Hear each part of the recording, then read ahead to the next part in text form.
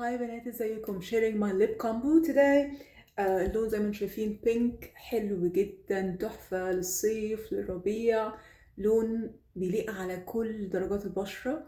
وعملته ب 2 products drugstore هقول لكم عليهم. اول واحد حددت شفايفي بالقلم دوت من ريمال، ده شكله واسمه بالظبط lasting finish exaggerate. اوكي، دي درجته 063 East End Pink.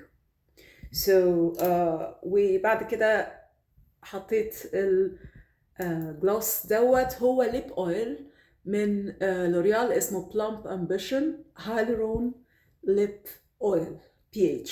ده اللي هو اللي بيغير اللون حسب درجة الاسيديتي بتاعت البشرة. حلو قوي. بصوا يعني يا دوبك حددت بقلم التحديد وحطيت دوت تحتيه، قلب على طول على الدرجة دي. تحفة، أنا بحب جدا الليب أويل دوت.